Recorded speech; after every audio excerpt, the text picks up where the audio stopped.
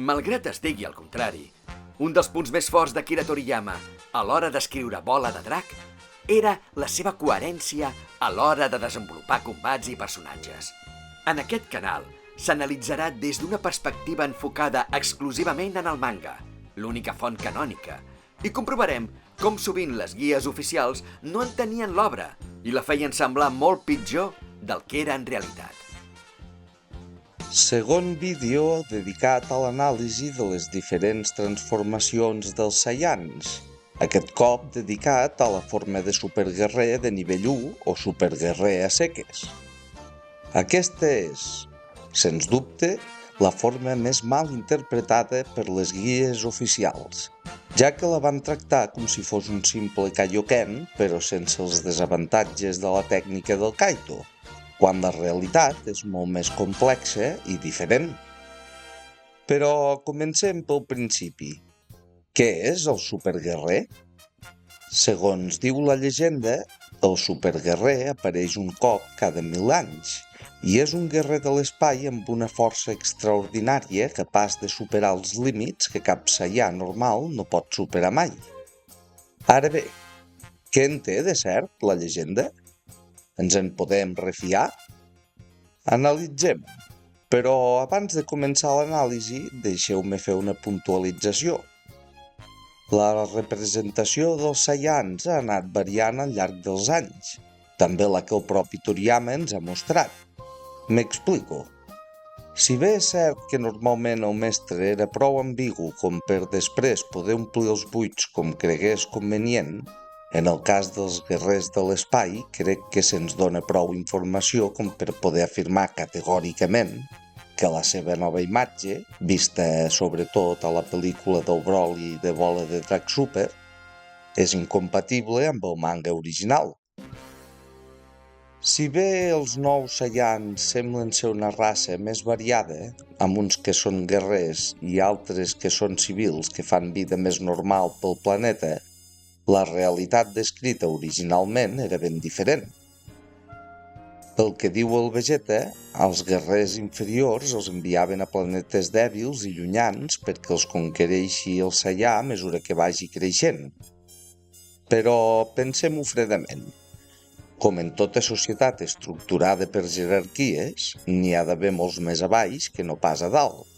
Per tant, imagino que la cosa devia anar de la següent manera. El fill primogènit de cada família, per baixa que en fos la classe, es criava al planeta Vegeta. Això garantia la continuïtat dels llinatges i un mínim d'estabilitat, a part de justificar el fet que als Raditz no l'enviessin enlloc sent també un classe baixa.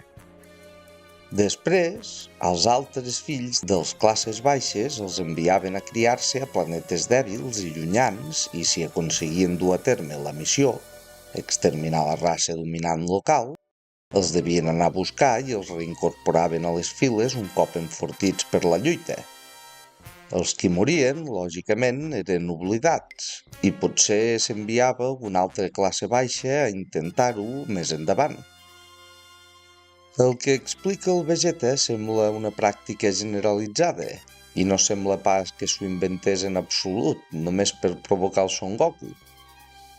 I tot i que sabem que el Goku no l'envien per conquerir el planeta sinó per salvar-lo del Freezer, el fet que el Vegeta ho comentés de la manera que ho va fer no deixa dubte sobre com era la societat saiana al cap del mestre originalment. Massa brutal pels temps que corren i d'aquí la revisió, suposo. El cas és que l'anàlisi es farà en base a aquesta societat saiana brutal i no la moderna, ja que al cap i a la fi estem analitzant el manga original i el que vingui després s'analitzarà al seu degut moment. Feta la puntualització, comencem amb l'anàlisi de la llegenda. Per desbloquejar el superguerrer, el manga ens explica que hi ha dues condicions. La primera és que el Saiyan hagi arribat o estigui molt a prop del límit de força del seu estat base. La segona, que trenqui aquest límit a través d'un atac de ràbia dels que et donen força. Si no es compleixen les dos, no hi ha superguerrer. Com podem veure, amb el Son Gohan, tots els cops que s'enfada abans de la saga dels androides. Tenia els atacs de ràbia, però no la força suficient, i per tant seguia sense desbloquejar la transformació. Ara sí, la llegenda. D'una banda, i com ja vaig demostrar al vídeo dedicat a l'estat base dels Saiyans manga en mà, l'estat base té un límit a partir del qual el Saiyan no millorarà per més que entreni, tal i com ens passa als humans, de fet, i queden excloses maneres alternatives d'incrementar el poder, com un domini superior del ki o tècniques especials que l'incrementin. A més, el poder del Goku com a superguerrer supera per molt el del Vegeta en estat base, sent el Goku un classe baixa i el Vegeta un superelit. Per tant, queda confirmat que, efectivament, és una forma que per verde que estigui pot arribar a nivells que ni els Saiyans normals més dotats podien somiar.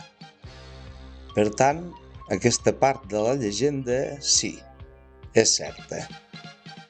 Ara bé, això que només n'aparegui un cada 1000 anys, sembla que la sèrie no ho respecta en absolut, tenint en compte que cada Saiyan que sobreviu a la saga Freezer acaba desbloquejant la transformació.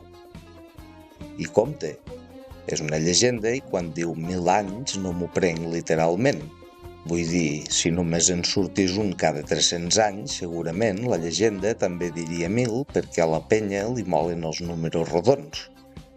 El cas és que en sortia un cada moltíssim temps i que mai en la història van coincidir dos superguerrers o en van sorgir de pares a fills, cosa que ja ens deixa entreveure una altra diferència amb els híbrids entre Saiyan i humà, que tocaré en profunditat en un vídeo posterior. Deixem els híbrids amb humans de banda, ja que juguen amb regles diferents i evidentment no estaven contemplats en una llegenda del planeta Vegeta de fa la tira d'anys. I centrem-nos amb el Goku i el Vegeta. El Goku sabem que és producte d'un accident. De petit es va donar un cop al cap tan fort que li va canviar la personalitat, i malgrat va conservar el gust inherent dels Saiyans per la lluita, va perdre la malícia exagerada que també els caracteritza. Per un humà com l'avi Son Gohan, un nen Saiyan devia ser pràcticament incontrolable, sobretot si creia que estava tractant amb un humà amb cua i no amb un extraterrestre de força sobrehumana. Així que té sentit pensar que aquests accidents al planeta Vegeta fossin molt menys freqüents. A més, el que per a un Saiyan criat a la Terra pot ser un avantatge, per a un Saiyan del planeta Vegeta pot suposar la mort. Per a una societat tan violenta com la dels guerrers de l'espai, perdre l'agressivitat es podria considerar com una tara fatal i segurament l'enviarien a morir en algun planeta llunyà, i en cas que no s'hi hagués mort, dubto que es preocupessin d'anar-lo a buscar mai sent un descartat. O si anaven curts de naus, el mataven directament. Però suposem que la casualitat del destí fes que aparegués un Saiyan de cor pur prou poderós com perquè la resta de Saiyans no el matessin d'entrada. Realment podria conviure en una societat tan exageradament violenta? O s'exiliaria o acabaria mort abans de poder arribar al punt on un atac de ràbia li pogués despertar la transformació? Segurament hi devien haver força Saiyans amb potencial per ser superguerrers que no ho van arribar a ser. Per tant, la via d'un Saiyan de cor pur sembla pràcticament impossible en el context del planeta Vegeta, i en aquest sentit sembla que la llegenda sí que queda justificada. Però, i el propi Vegeta? Ell és un Saiyan amb totes les de la llei, i al punt de la sèrie on desbloqueja la transformació encara se'l pot considerar algú malvat del tot. Pot ser un pèl estovat després de les derrotes contra el Goku, d'això ja en parlarem quan analitzi el vídeo del personatge, però no era una bona persona. En qualsevol cas, L'atac de ràbia que li desperta la transformació se li justifica per la ràbia que sent quan arriba al límit de l'estat base i s'adona que no podrà millorar més. Ara bé, hi ha un detall que em sembla de vital importància, i és que el Vegeta del futur mai va arribar a ser superguerrer, cosa que es demostra de manera 100% inequívoca a través del Trunks del futur i del present. Sabem que el Vegeta és un Saiyà molt orgullós, i malgrat tot no n'hi va haver prou amb que el Goku fos superguerrer per provocar l'atac de frustració que li va desbloquejar la transformació. Va necessitar la humiliació que el Trunks també ho fos. I té sentit. Que un classe baixa ho superés no ho podia acceptar, però si resulta que aquest classe baixa, per caprici del destí, era el superguerrer llegendari, què hi podia fer ell? Mala llet. Li ha tocat a un altre ser aquest ésser místic que apareix un cop cada 1000 anys. Però que un desconegut que ha sortit del no-res, que per postres no és ni Saiyà, que també pugui convertir-se en i ell no, això sí que ja devia ser totalment acceptable. I per això va poder tenir aquesta ràbia fruit de la impotència que algú que no és pur d'intencions i cor no pot tenir, a bola de drac, si més no. El detall és important perquè segur que de Saiyans orgullosos n'hi havia molts, i si el Vegeta n'hagués tingut prou amb que el Goku fos superguerrer per tenir l'atac de ràbia, es faria difícil imaginar que altres Saiyans no n'haguessin pogut tenir un com el Vegeta també. Arribar al límit de l'estat base no és tan fàcil. El Goku i el Vegeta s'hi planten perquè de sobte se les veuen amb amenaces que sobrepassen el que cap Saiyà de l'antiguitat hagués hagut d'enfrontar mai. I un altre tema que dificultava arribar-hi és el fet que sabem que és costum Saiyana atacar quan hi ha lluna plena per aprofitar el dopatge de la forma Ozaru. El que suposa un avantatge a curt termini quan es tracta de desbloquejar el superguerrer és tot el contrari, perquè la forma Ozaru no és ja que sigui molt més poderosa, també és molt més defensiva, amb la qual cosa el número de Zenkai Powers que un guerrer devia sofrir al llarg de la seva vida seria baixíssim en comparació amb el Goku o el Vegeta.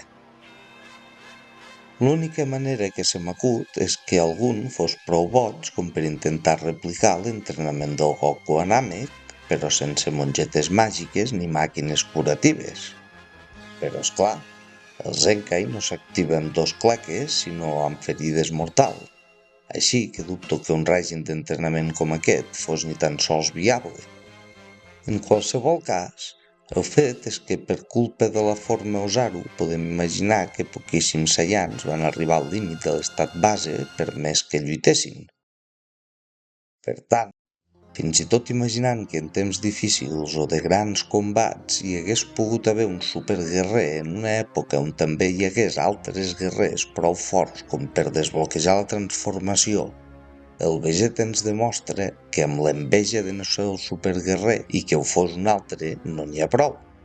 Així que en aquest sentit la llegenda sembla que passa l'examen amb nota i considero que el Toriyama va saber justificar prou bé perquè el Goku i el Vegeta ho van poder arribar a ser.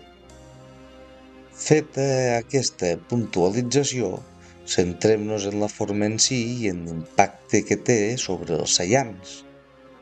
D'entrada, els incrementa la força més enllà dels límits del seu estat base, però clarament no de la mateixa manera a tots.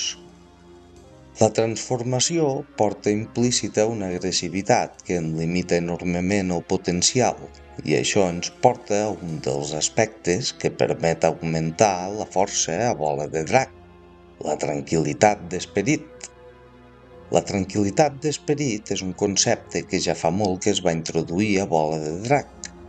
El fullet Karin és el primer que veiem parlar d'aquest tema, però realment és amb l'entrenament amb Déu que es pot dir que els nostres herois aprenen a dominar-lo perfectament. Però que sigui una pantalla superada de fa temps no vol dir que deixi de ser rellevant. Durant Bola de Drac tenim varis exemples de què passa quan algú perd el cap, ja sigui perquè es desespera, el Vegeta contra el Freezer, o, com en el cas dels superguerrers o el Nappa, quan la ràbia i l'agressivitat els fan perdre la calma.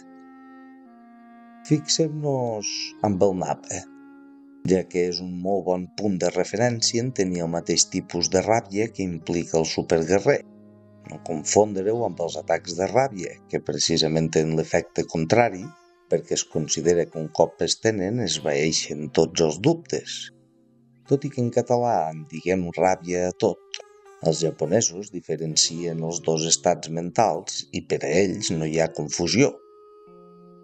El Nappa, ja fos per l'estrès del viatge, que no té gaire seny, la ràbia que li feia un traïdor com el Kakarot, o totes tres coses alhora, comença lluitant en un estat mental inapropiat. Els seus cops no connecten. Els seus atacs d'energia els atura el Goku amb una simple explosió d'energia.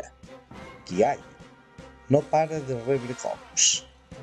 Tret del fet que aconsegueix resistir-los prou bé degut a la seva defensa exagerada, la pallissa del Goku és total.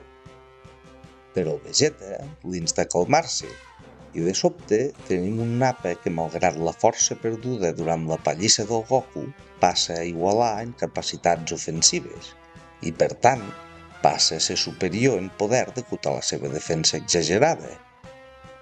I aquí parlem d'una ràbia transitòria, un estat fàcilment controlable. Ara imaginem-nos fins a quin punt ha de limitar una ràbia innata, que en el cas dels Saiyans violents com el Vegeta, a simple vista, fins i tot es deu percebre com una qualitat, perquè implica també un estat d'eufòria que li agrada. La limitació al potencial que aquesta ràbia implica ha de ser per força molt més que el Nappa, i això també vol dir una cosa. El superguerrer, tot i seguir un mateix patró per tots els Saiyans, els afecta de manera diferent. Aquesta agressivitat innata no la paeix igual el Goku, algú amb un gran autocontrol, que el Vegeta, que ja és violent per naturalesa, o el Son Gohan, que degut a la seva naturalesa pacífica però madura, sovint es veu arrossegat en excés per aquesta agressivitat. En tindrem un exemple magnífic durant el combat contra el Cèl·lula.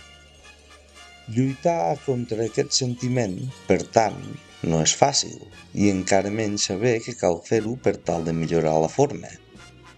Vull dir, el Vegeta, amb moltíssim esforç durant els 7 anys que ens porten a la saga Buu, aconsegueix dominar-lo, però el fet que no pogués desbloquejar el nivell 2 sense l'ajut del Babidi, com tota la història tenint en compte el reset que fa el mestre després del torneig d'arts marcial, just quan comença la saga de la nau del Babidi, també ens demostra les dificultats immenses que li havia suposat.